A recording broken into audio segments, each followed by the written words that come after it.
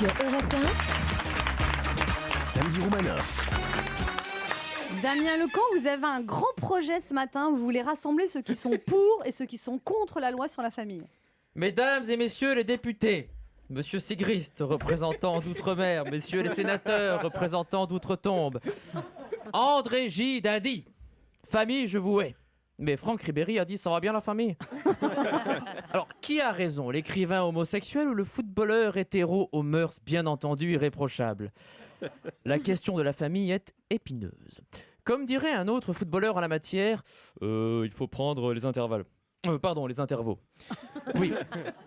La famille est sacrée, c'est d'ailleurs le même mot en anglais, family, en allemand, famille, et en italien, cosa nostra.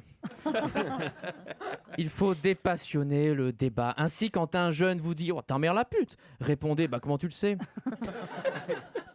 Quand votre oncle marseillais parle de Madame Bertinotti, la ministre à l'origine de la loi, et dit « les femmes politiques, toutes des putes », et entendez plutôt un hymne à la parité. Les femmes politiques, toutes députées. Je le dis à ceux qui sont contre cette loi. La famille évolue. Certains militent pour 2 papas ou 2 mamans. Je vais plus loin. Pourquoi pas un papa et 2 mamans? Voire un papa et 3 mamans. Les hommes sont de grands enfants. Pourquoi pas même institutionnaliser la pratique de la fessée dans les relations entre parents? D'accord. Non c'est mais ça là qu'on il va se faire. révèle, il se révèle, laissez-le continuer. C'est un vrai programme, je le dis. On en apprend tous les jours sur lui. Hein. J'ai passé une soirée chez Chris Deslandes hier et... Je le dis à ceux qui sont pour cette loi. Non, je n'ai jamais essayé les vêtements de ma mère. Ouais, bon, ok, une fois. Il y a 2 semaines. Ah oui. Je n'ai pas du tout été perturbé, hein, sauf quand mon père m'a mis une main aux fesses et m'a dit « T'es bonne, toi ?»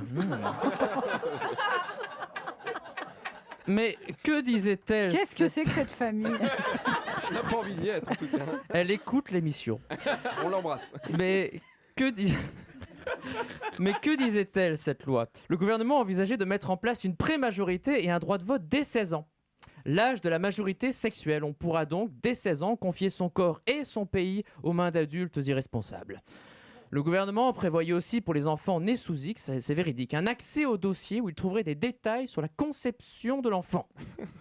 Des détails sur la conception de l'enfant. Bah écoute mon petit, tes parents étaient bourrés. À un moment, ton père a dit « Oh, la boulette !» quand la capote a explosé. Tu as été le fruit d'un amour sincère. Hein. C'est juste que ta mère ne sait plus très bien qui du facteur ou du prof du tango est le dernier mot. Hein.